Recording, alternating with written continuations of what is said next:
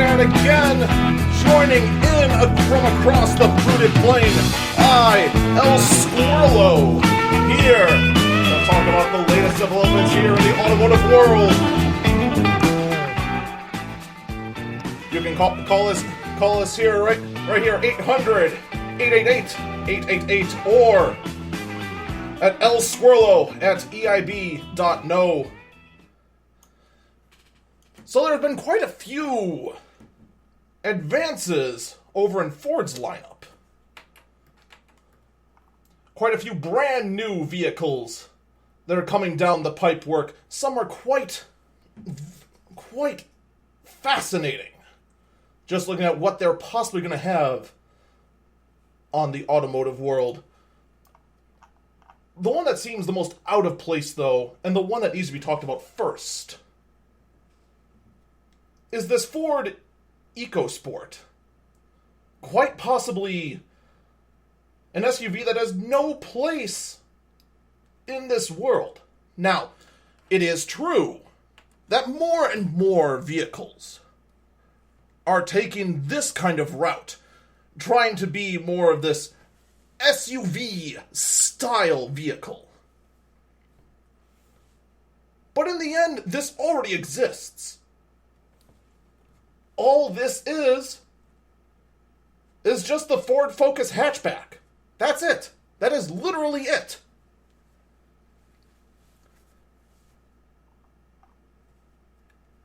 The Ford Focus is already small. It's already compact.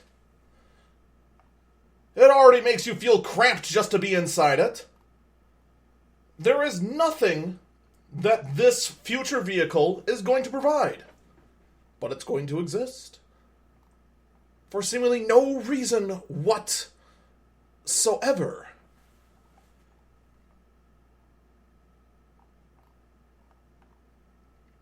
And it's being marketed as the value vehicle for the new era. It's already out there.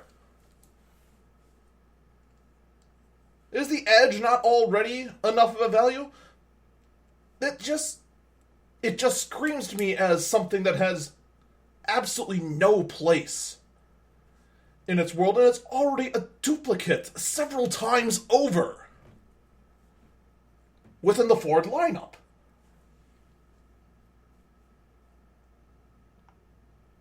Now, perhaps the price point will come in much lower, because when you look at the center console screen, it was clearly an afterthought. I have seen commercial trucks with a much better console display than this one. Granted, it's big enough. But it just comes off as shoehorned in at the last minute. It just juts out of the dashboard and just sits there awkwardly. Like I went and took my iPad and just glued it in there.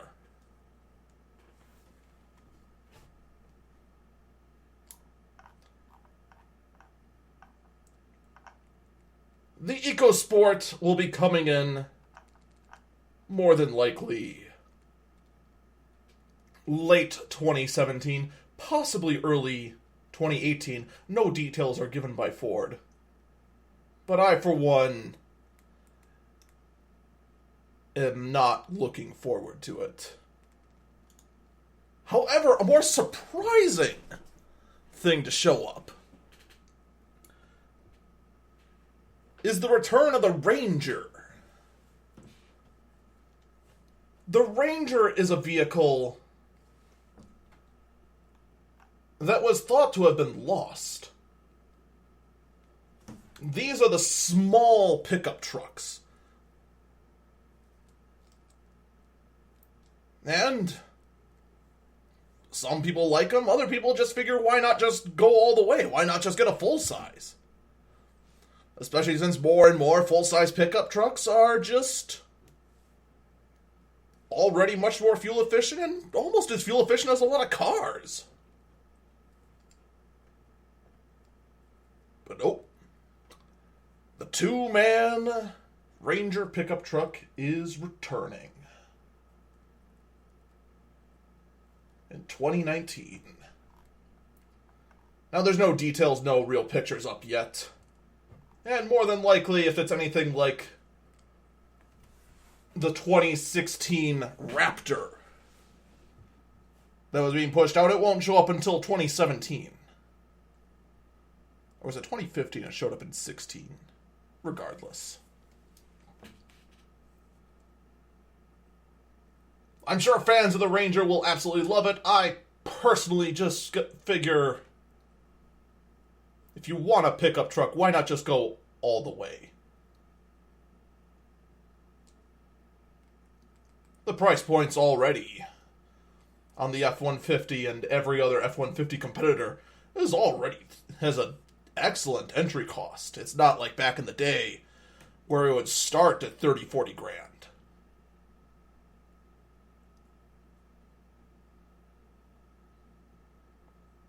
But probably more baffling is the return of the Ford Bronco in 2020.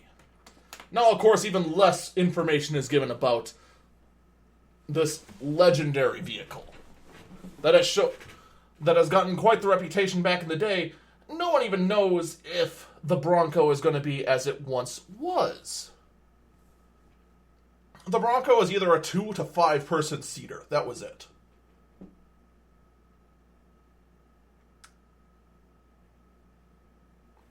And nobody knows if it's going to be the same size. Is it going to be a full-size SUV? What's it going to be? Nobody knows.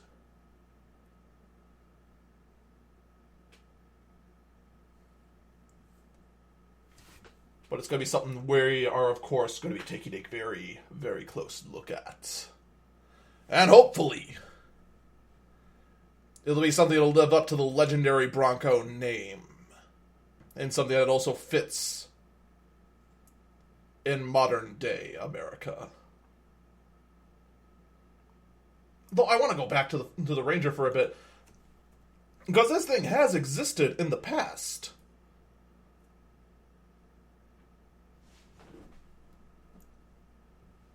It, in fact, exists right now. I remember seeing on other shows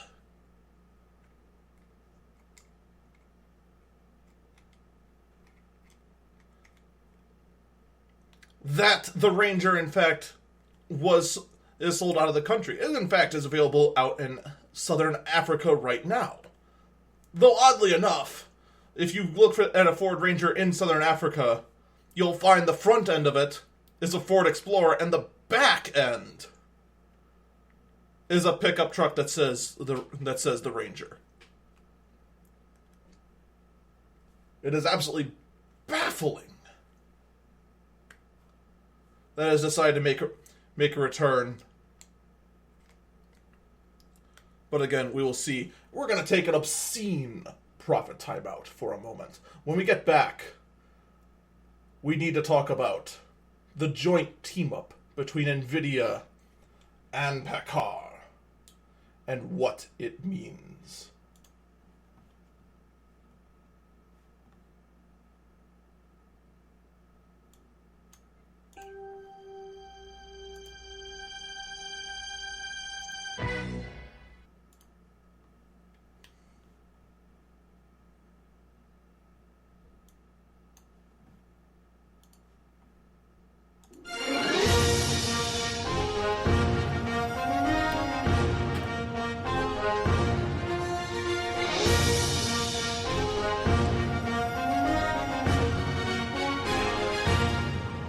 Good morning, good afternoon, good evening, or it's Toy, I'm good everybody. This is actually Eagle Eyes on Tech. I am Eagle Falcon. It is in fact just me here. There is no squirrel that has dominated and taken over my outlet and has decided to talk about cars and trucks and anything of that nature. No, this is in fact my podcast, and we are in fact going to talk about tech. So, I promise you today, that's it for April Fool's jokes from me until this evening. I will talk about other people's jokes, though. But let's actually talk about something serious Unfortunately today, I regret the van could not be with me. He had an urgent emergency to take care of regarding his cat, and I hope the best for Regret's cat. Which is a shame, because I did actually want him to be the co-host, as we have spent the entire week unfolding and unboxing the internet privacy controversy. Which, the moment you actually do some digging, you find out that this is a whole lot of nuttin'. A whole lot of nuttin', really. So, Joint Resolution 34 passed the Senate. It has also passed the House this last week. It is on its way to President Trump's desk. Joint Resolution 34 is actually a very, very, very, very, very short resolution, but one that is still very powerful.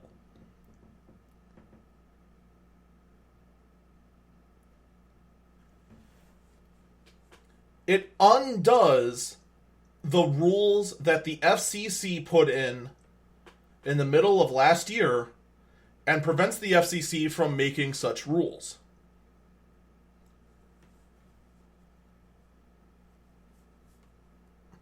Every tech outlet right now is losing their minds over this. We in fact talked about that last week. And now it's actually even expanding now that the House has passed it. A lot of people thought it wasn't going to pass the House because the House doesn't know what to do right now.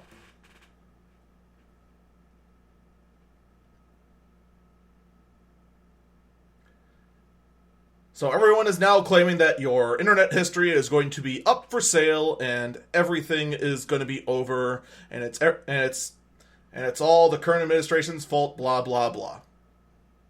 Except it's not. Because contrary to popular belief, there are in fact currently 3, soon to be 2, rules and laws in effect that protect consumer data. One is the FTC's regulations that already protects consumer data. The only difference is that the FTC's regulation does it on a priority basis.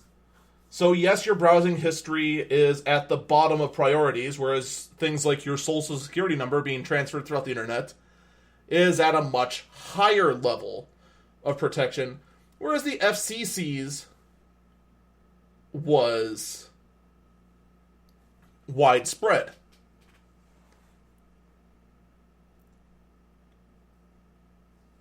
The other rule that was in effect is actually already part of a law that was attached to a farming bill. And this was passed,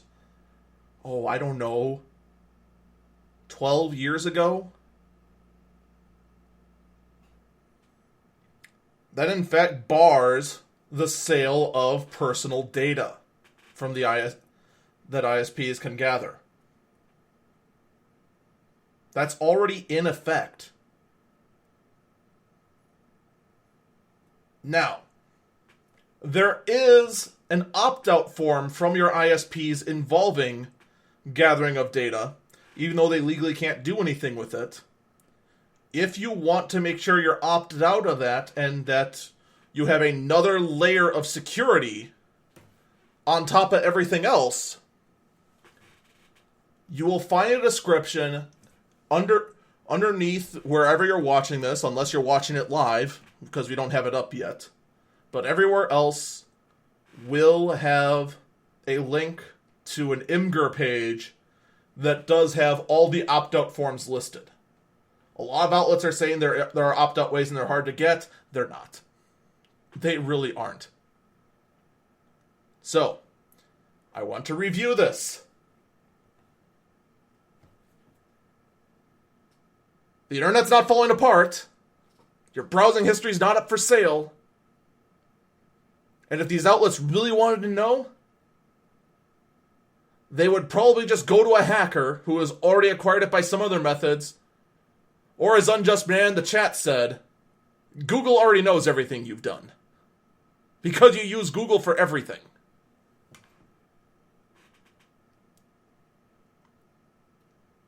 Now can you all chill out and actually do some actual journalism instead of just seeing something and then knee-jerk reaction and be irresponsible and just pump out fake news like this? Because it's getting really, really obnoxious. While this is news, to start off your title with, well, this is BS, well, you're not being a responsible journalist.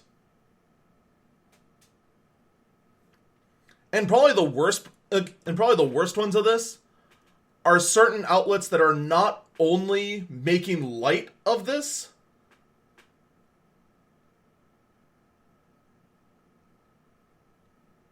they're also trying to fundraise off this. Those are the worst offenders.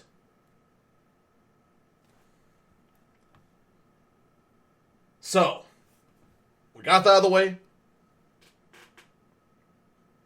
Can we stop freaking out? Can we return back to reality? That would be really, really helpful for my sanity. And everyone's sanity, for that fact. And Unjust Man, I know you didn't say... I know you didn't say exactly that, but I'm not going to use the words pony porn in any sort of context. So let's talk about the other biggest news that dropped this week, and that was confirmation that the Galaxy S8 does exist. That's right. Samsung has a new phone out, and in theory, it won't explode. Or disassemble itself.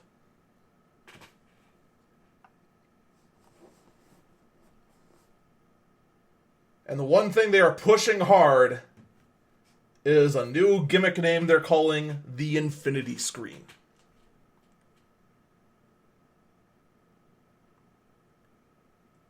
Now, I'm not going to lie, I like the design of this phone, but I want to bring them down to reality for a minute. We have seen the Infinity Screen before. It is, in fact, just the screen they use on their current Edge line of phones. It already exists. The only difference is that they didn't curve the edges. Well, but the corners, I mean. They didn't curve the corners.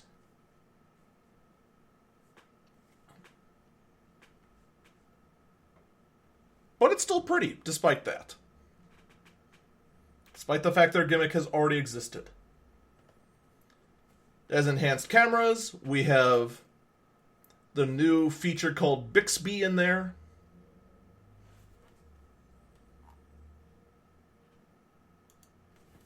Apparently it has 360 and VR cable. We're going to take a look at that phone camera real quick. Alright, no, it's just a standard phone. It's just a standard camera. They made it look, though, as though there was a 360-degree camera in there, and there isn't. So their little description there is a little deceiving, to say the least. So it comes shipped with Android and Nougat. Front camera is an 8-megapixel camera. Rear is a 12-megapixel OIS camera. Main camera has a flash. Battery standby is 3 to 4 days. Talk time 29 to 33 hours, depending on whether you get the small or plus version. Battery type 3000 milliamp on the S8, 3500 milliamp on the S8 Plus. 64 gigs of RAM, 64 gigs of storage, 4 gigs of RAM, I'm sorry. There is a micro SD card slot, 256 gigabytes inside, 802.11ac, Wi-Fi with NFC, Bluetooth 5, And it is a 4+4 processor, and they're 2.335 gigahertz on the fast side, 1.9 on the slow side. The one part that's kind of fascinating is that the standard S8 is a 5.8 inch screen, which is bigger than it was before. But the S8 Plus, the Plus version, went down in size. It's only a 6.2 inch. Before, the S7 Plus, or the S7 Edge, was 6.5 inches. You're losing 3 inches there. Or 0.3 inches, not 3 inches. 0.3 inches. That can make a bit of a difference. Especially since I love the enormous size that my current phone has. I love that size. And I hope it stays.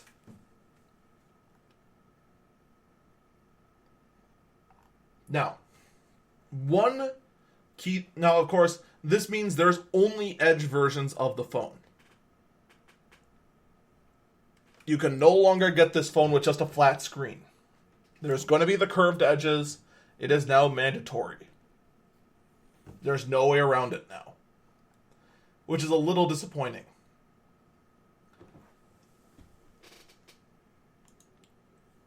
So let's move... Oh, losing 3 inches on the cell. Yeah. Yeah, saying I was losing 3 inches was a bit, there's a slip of the tongue. Don't worry about it. In any case. So let's talk about what Bixby is. Bixby is Samsung's new Siri competitor. They had Samsung Voice. In fact, my smartwatch had Samsung Voice. Samsung Voice was awful.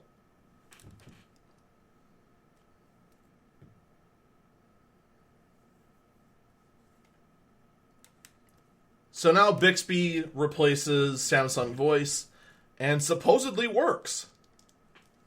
But those who got their hands on it said that it was awful. It was terrible. Samsung then counterpoints that with the whole point of Bixby was to learn from its mistakes, to get to know you better and therefore act better for you.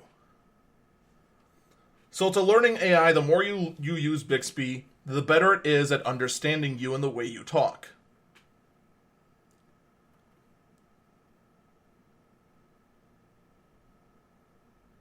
That's fine, except, how many people are going to get frustrated the first time they ask it, how do I get to work? Or get me directions to home? And it derps up, and they're just like, well, I am never using this feature again. And then just never use it again. Gone forever. Now, Bixby has a dedicated button on the S8, and it's only going to be on the S8 for now, on the side. A few important things to note. The home button is gone. You are now using virtual home buttons only.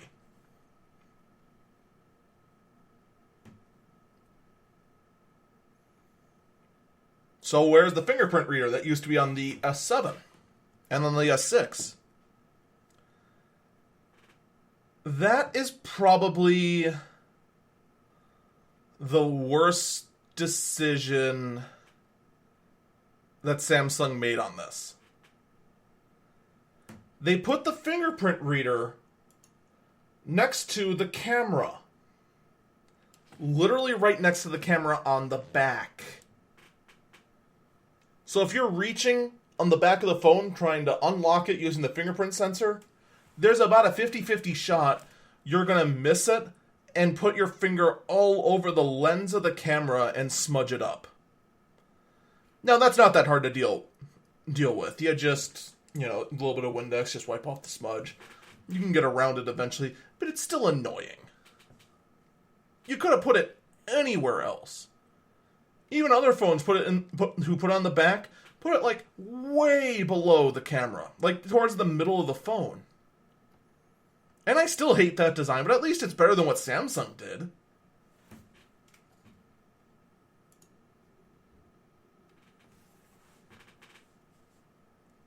Now, of course, there were plenty of other gimmicks announced as well. One of them is called Samsung DeX,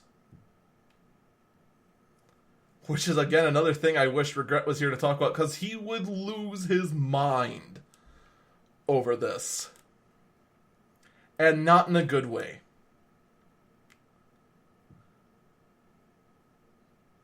Samsung DeX is a way to dock the phone, hook it up to a computer screen, keyboard, and mouse, and use your phone as a desktop. Using Android. You know, Android, the unstable operating system for phones. Now you can enjoy a super unstable version of it for your desktop.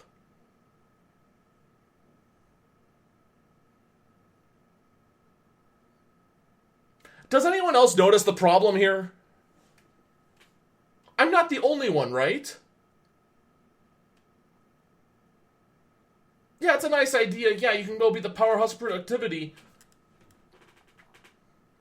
and whatnot. Okay, yeah, I can go bring my Word documents on the go and whatever. And maybe it'll work. Maybe it will just decide to just not work.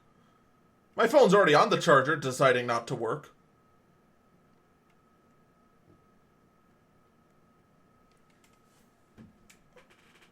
But here's the real bottom line.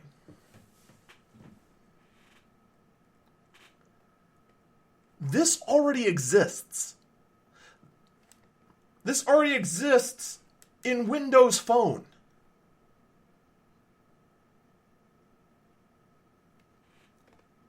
If I wanted a phone to do this, that I was this much of a hardcore productivity expert, I would just get a Windows Phone. Just get it and be done with it. There.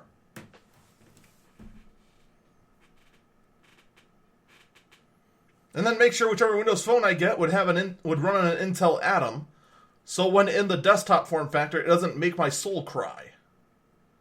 Because unfortunately, ARM, although making exceptional progress, is not there yet when it comes to desktop performance.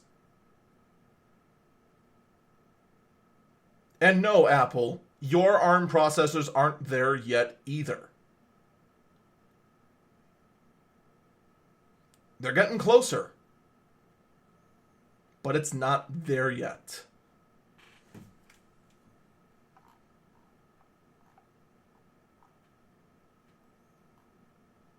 So, A for effort, though I'm not going to lie, probably the coolest feature about this thing is the fact that the DeX little dock does have a built-in cooling fan.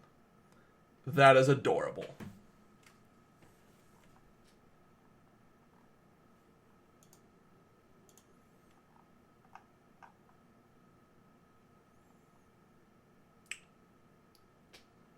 Although, granted, using it to remotely access a virtual machine via VDI, that's not the worst idea in the world. That might work. Let's move on, though. The S8 does introduce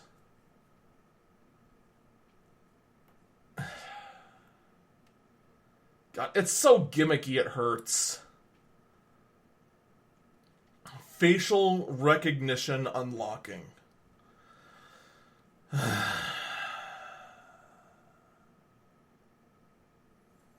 The phone will scan your face, and it can use your face to unlock the device.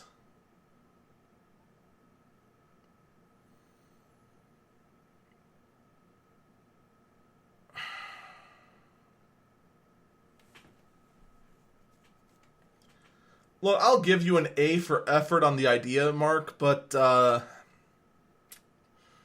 going to be real honest, Samsung.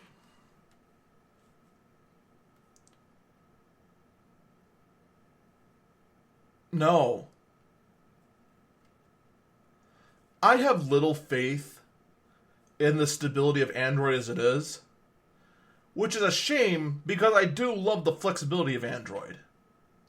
But I can't wait for someone with similar eyes to mine to open up the phone. Or in fact, Unjust Banana gets an A+ in the chat for probably the comment of the day.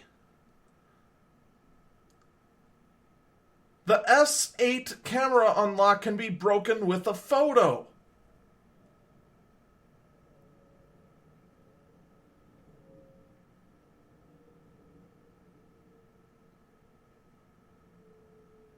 So unless this thing requires, like, say, blink on command to unlock the phone, it's not going to work as a secure function. Just stick to the fingerprint reader. This is a bad idea.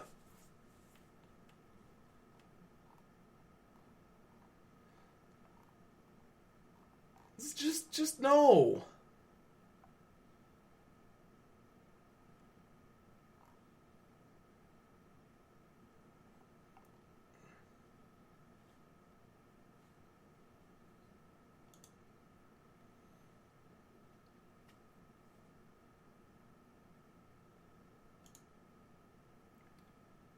So, the S8 is due to come out. Oh, when is it due to come out? I could go over the accessories. I could go over it all day, but let's be real honest. There's much more to do. You can find all the information you'd ever want over at Samsung.com, and it's just going to be right there. Two-piece cover? That sounds awful. There's a keyboard cover, though. Yay. Battery packs, specs. I don't see a launch date, though. And I wish I thought about that now while I was bringing up my pages.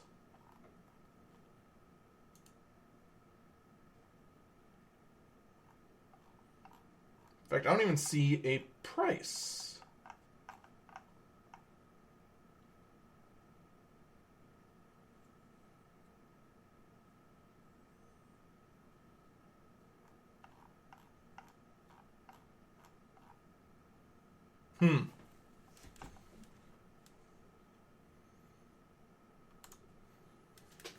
Well, in any case, you know it's not going to be cheap. I'm willing to bet it's going to be close to an $800 phone or a $700 phone. I mean, it's the flagship phone for Samsung. It's going to be a top dollar phone. And while it's got some neat features, it still bothers me that it's not much of a performance increase. It's basically using last year's processors. It's still using the 4+4 architecture from last year. Samsung also released a brand new Gear 360, a 360-degree recording camera. Has evolved to let you record or broadcast in 4K.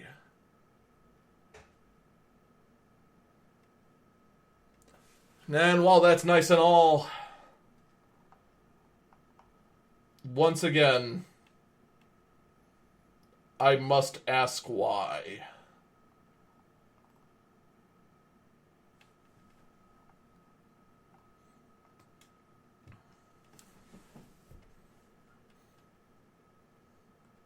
Why is it really this absolutely necessary to broadcast and record in 360 degrees? I mean, it could be neat. I can think of a few minor reasons, but there just isn't all that much of a demand.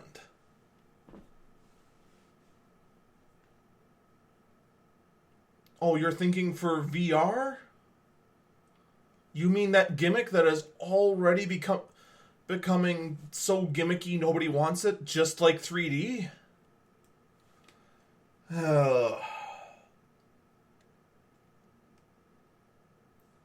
That's basically where we're at right now with this sort of stuff. It's a gimmick. Not too many people are all that interested at all.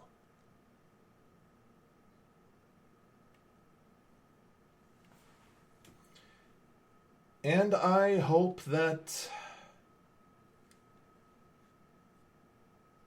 God, I hope. I hope Samsung doesn't throw this away. I really don't. They're given a second chance with this. After the Note 7 fiasco, everyone is glaring at Samsung, expecting them to screw up, for something to explode, for something to absolutely blow up.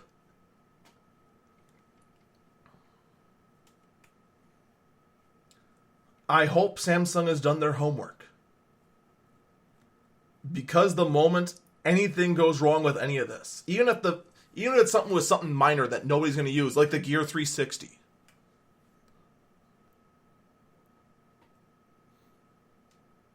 they're going to have problems. They're going to have major, major problems. All right, let's shift gears completely out of the Samsung world. Let's get a small update.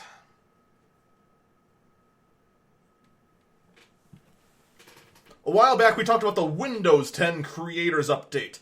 This was a Windows 10 update that brings a lot of new software to Windows 10,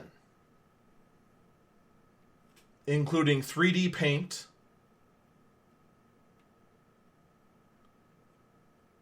that's actually the only one that pops in my head, off the top of my head, was Paint being able to do things in 3D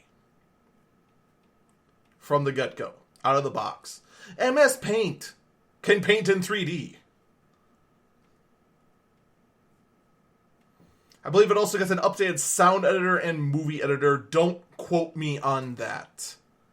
Because honestly, these stories are not talking about what is in it, but they are talking about that this new big creators update is being pushed out on April 11th. The update will be accessible on April 5th.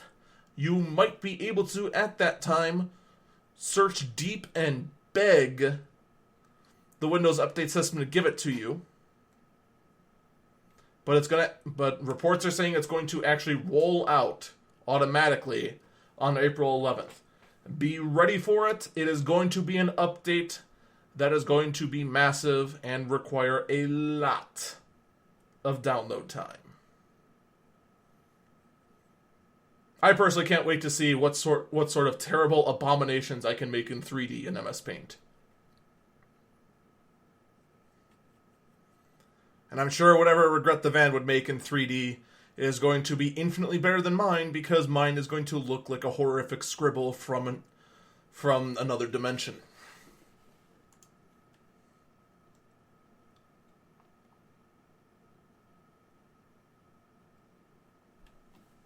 So, now let's shift gears again.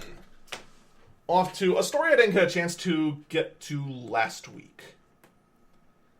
And that was Corsair deciding that, you know how we make the best sort of stuff for system builders? Yeah, forget that. We're going to build our own systems. And this is already getting to the point where it's becoming obnoxious. I mean, first it was the Bulldog, which was a cute idea from Corsair. Now Corsair is building a pre-constructed Mac Pro clone. It's called the One from Corsair. And it's a decent rig. It's a square tower. It's very sleek looking. Draws air from the bottom, exhaust from the top, also exhaust from the side, because of the way the radiators are built into it. And it's no slouch. It starts with a Core i5 and goes all the way up to a 7700K Core i7, which is the best Core i7 you can get without going into server level parts. And as an SSD, as well as an extra HD for extra storage, 16 gigabytes of RAM. And then starting at a GTX 1070 all the way up to a GTX 1080 Ti for a graphics card. Now that's all well and good, but the price very quickly gets absurd. Starting at $1,800 and going all the way up to $3,000.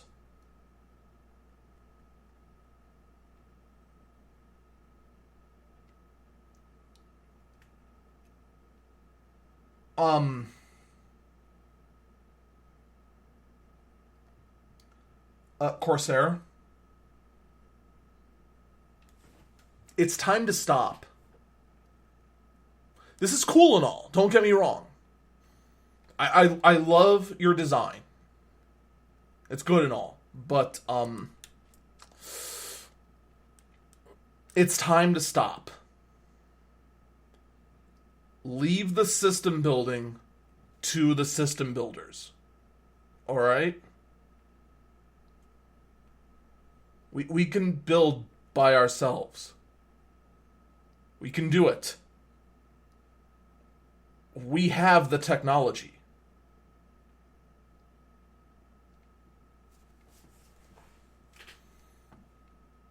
Now, I started talking about this, well, I teased it in our little April Fool's intro with El Squirrelo.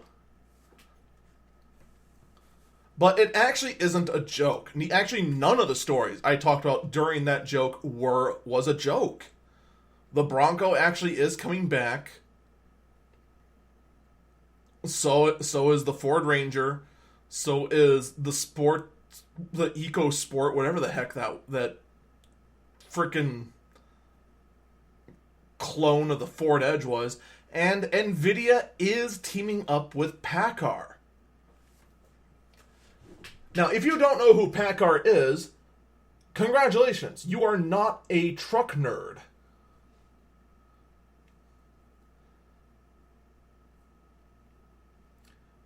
Paccar is a diesel engine company that owns 3 truck companies, of which one of them I didn't even realize they owned until today.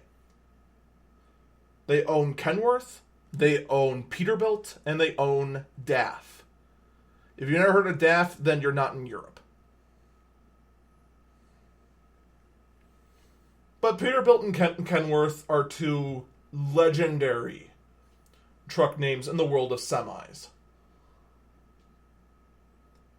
Nvidia is teaming up with Paccar to develop self-driving capabilities. Now, why Nvidia? Why Paccar? Nvidia's already been working on this for a while. They've already developed custom chips specifically to do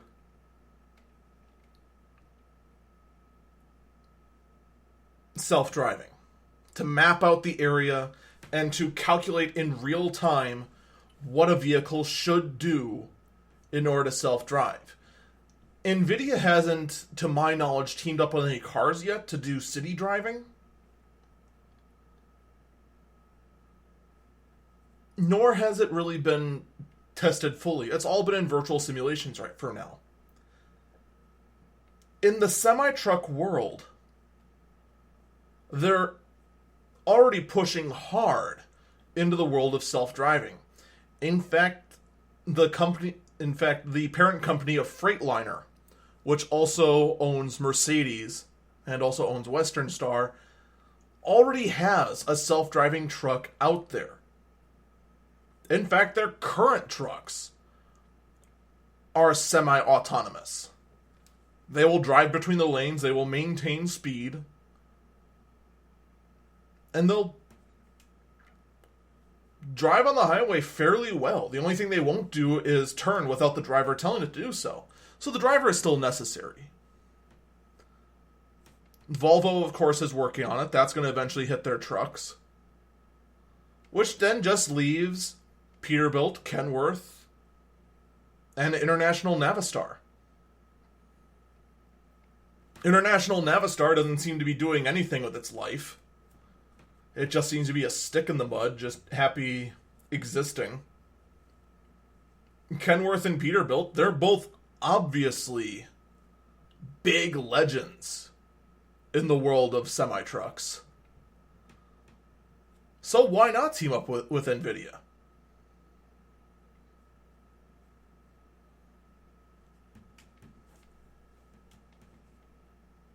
Get out there and compete with Freightliner and eventually with Volvo.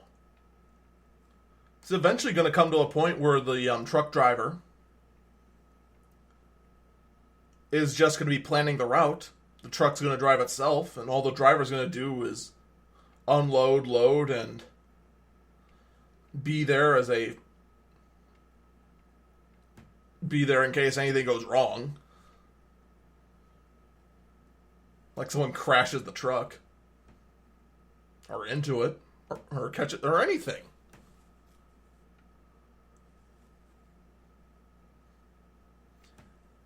But as far as people saying that truck drivers aren't going to have a future, they're going to have a future. They're going to have a future for a long time. I've said that time and time again, and I still stand by that statement. The actual big rig truck drivers are definitely going to have a future. As self-driving cars evolve, you know who is less likely to have a future? Taxi drivers. Personnel transport. Couriers.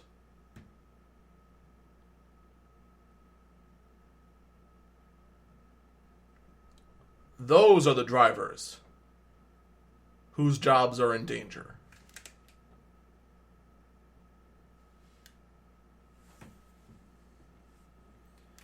Let's shift gears out of the truck world, shall we? Here's something that I was kind of... I actually didn't even find out... I found out about this firsthand when I was going through my system. For those who don't know, when I do live stream games, I do what's called simulcasting. Simulcasting means that I record one thing, and then it goes out to multiple outlets. In fact, right now, we're broadcasting live on Spreaker, the actual podcasting system. And then we're also broadcasting live on Twitch, YouTube, Beam, StreamMe, Hitbox, Dailymotion, and Mobcrush. I used to also stream on Azubu. But Azubu's page is no more.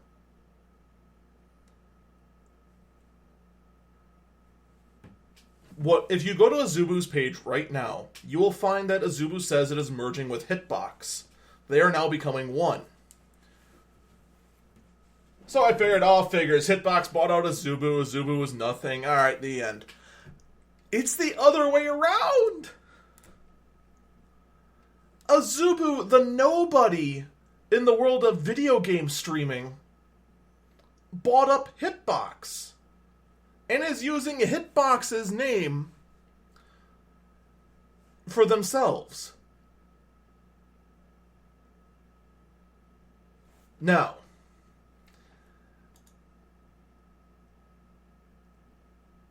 this guy, Dean Takahashi, the writer of this article, says one paragraph that instantly kind of makes him a fool.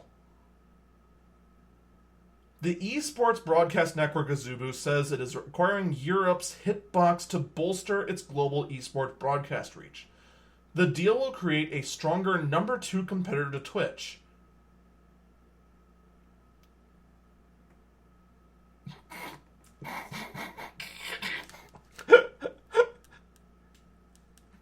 Number 2 to Twitch! To anyone who is even remotely paying attention to the world of live streaming, name the first thing that pops in your head, and that's and that's closer to being a number 2 to Twitch. Twitter is closer to being a number 2 competitor than Twitch. Oh, but Twitter doesn't live broadcast esports at all. They already have. They were in fact broadcasting Halo finals on Twitter using Periscope. YouTube is also much closer to being a number 2 to Twitch. Azubu and Hitbox combined have only about 6,000 viewers total.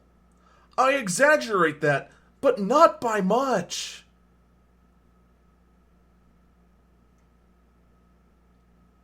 Just to show my own numbers, which admittedly my own numbers, because I'm a small broadcaster, doesn't say much. You want to know how many people I have gotten who have viewed my content over Azubu and Hitbox combined over the last year? 7.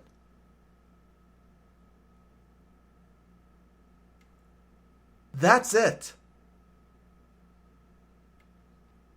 You can count them on your hands. 7. 1, 2, 3, 4, 5, 6, 7.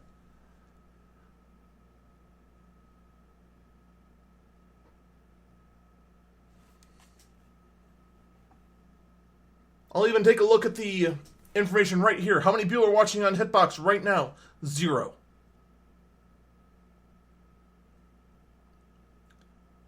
Zip.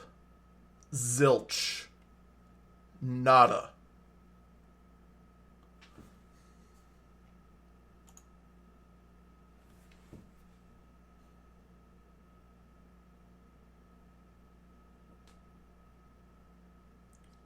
Twitter, YouTube, and even Facebook are in far better positions to be a number 2 competitor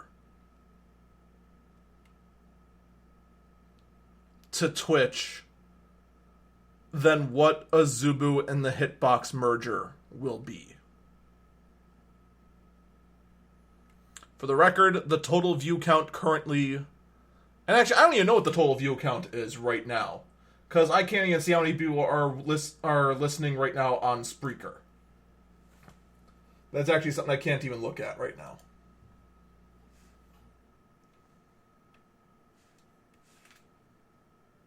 Now, got a little bit of time. Let's just quickly run down all of the April Fool's jokes that got launched. I want to reiterate, everything I'm about to talk to is an April Fool's joke. None of it is real. Not a single one of what I'm about to talk about is real. Got it? You got me? Good. All right.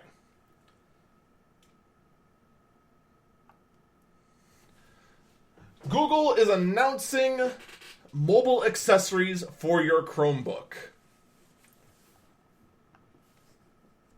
For one, we have the Chromebook Groupie Stick. A giant pole that attaches to your Chromebook, and then with the push of a button on the stick, will take a picture of you and your group. It's like a selfie stick, but much bigger. Chrome Cardboard. A giant cardboard box you hold up to your head for a virtual reality experience. The Chromebook Workout Armband. Now you too can attach your Chromebook directly to your arm to help you work out. All of those sound like great ideas.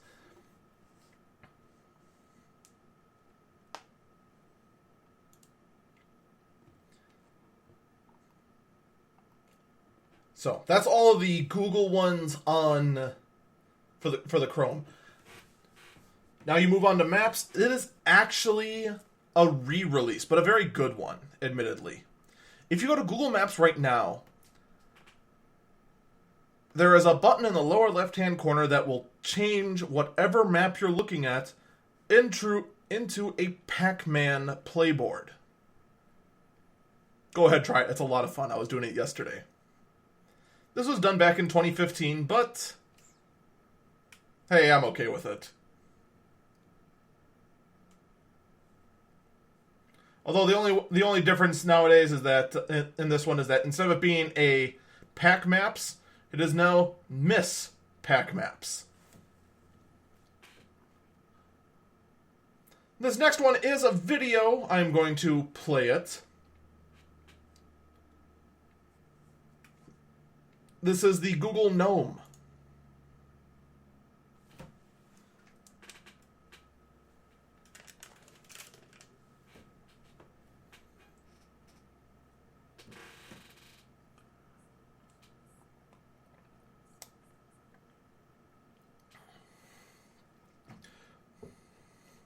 It's just the Google Home with a...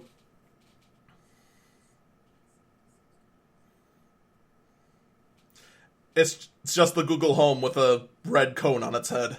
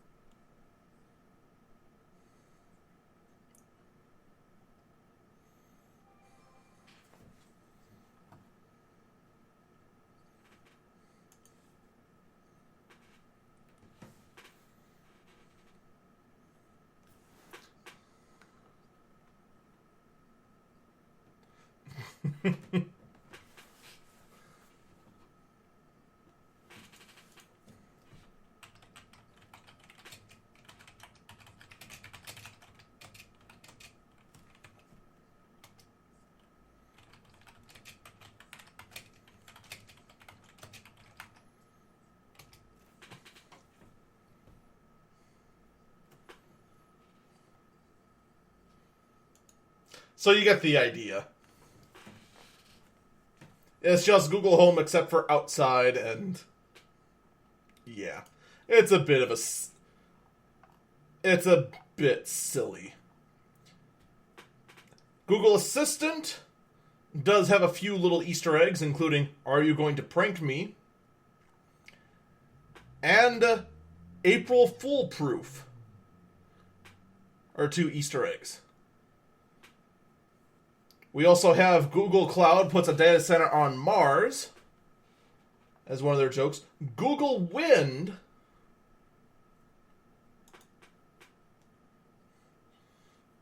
which is this little gem here.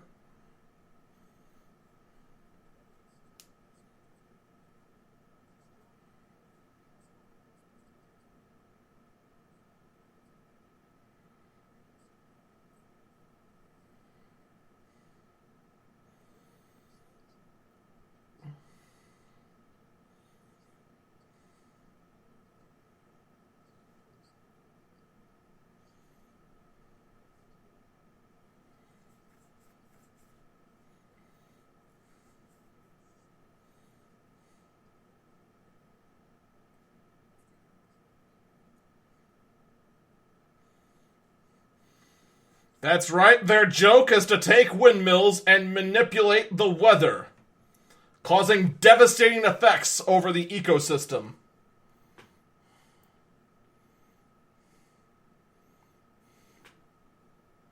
And of course, the video for this shows everything going flying because of all the wind it's generating. It is definitely worth a watch. There's also the Google Bubble Wrap keyboard. This is a video, I'd play it, but you have to see it. Because the whole thing is done in Japanese with subtitles. Not that there's anything wrong with that, but it doesn't translate well over audio only unless I actively translate it as well. It's also one that you have to see in order to comprehend what's going on. It's basically using bubble wrap as punch cards. We also have Google Play for Pets. This is one I actually haven't played. I actually haven't played the video yet.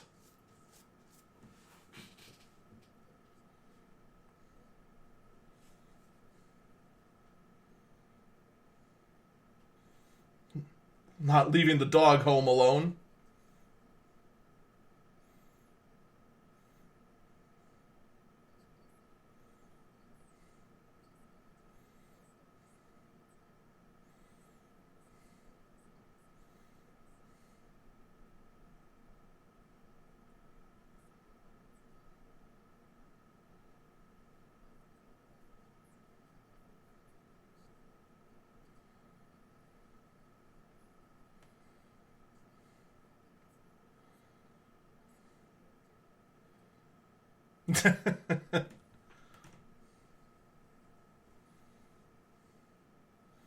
I don't understand how these pets are using the phone without touching them.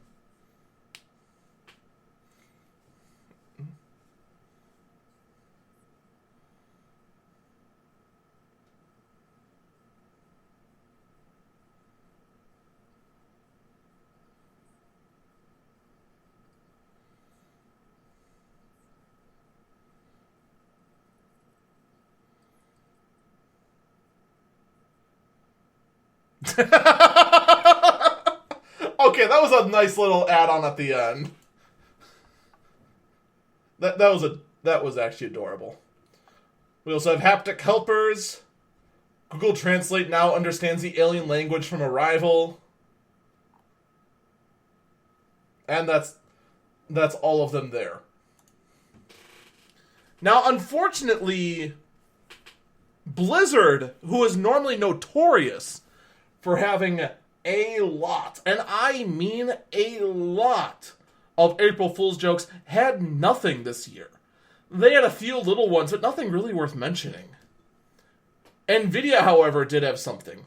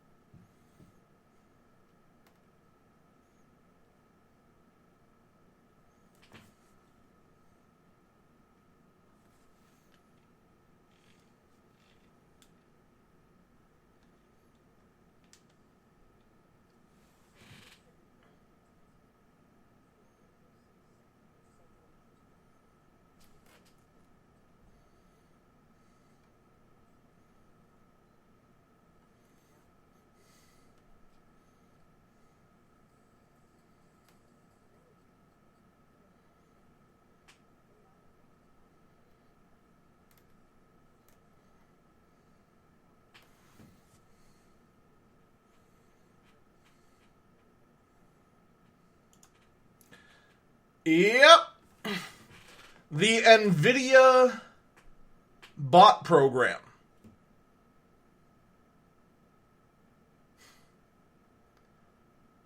Every single terms of service agreement is glad that this isn't real. You can find that at geforce.com/GTX-G-assist. I do highly recommend that for watching the full video. It's worth the watch. It's pretty good. In addition, Razer has launched its own home robot the say so.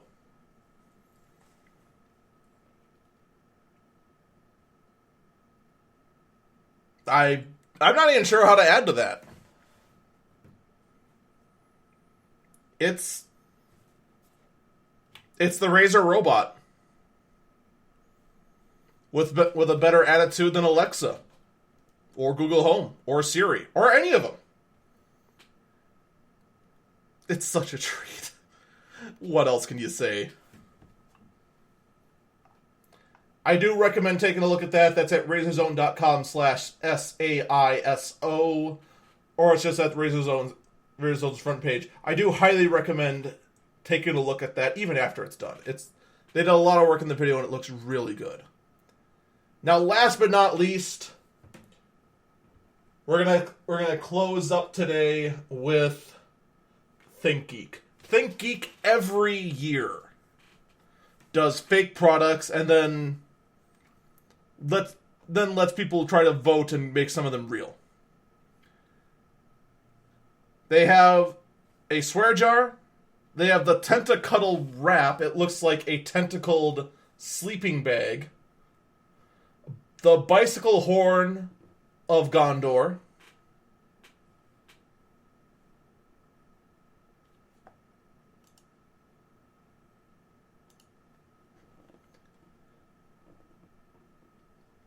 We have the swim desk.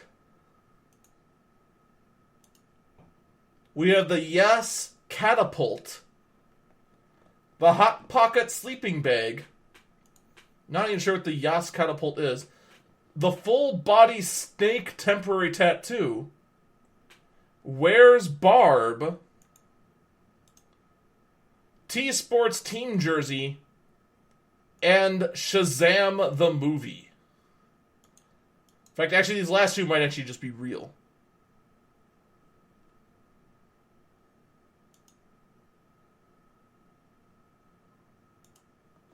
Let me just take a look. Yeah, okay. Never mind, I lied. That one was definitely fake. The Shazam the movie. Let me just make sure Team Jersey is also a fake. No, I think Team Jersey is actually real. Nope, that's actually real. Okay.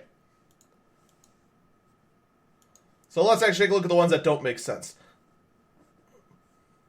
The swim desk is in fact a indoor pool with an area that will serve as your desk.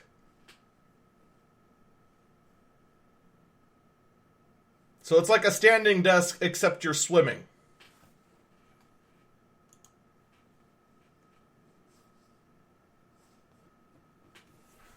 And then finally, the Yes catapult is a cat plushie that when it flies through the air says yes. Wonderful. Absolutely wonderful. That's going to be all the time we have today. Thank you all for listening. You can catch me live on twitch.tv/eagle_falcon. I will be back next week, Saturday, at 3 o'clock Central Time. And of course, you can always watch my actual game streams at twitch.tv/eagle_falcon. Take care, everyone. We'll see you next time.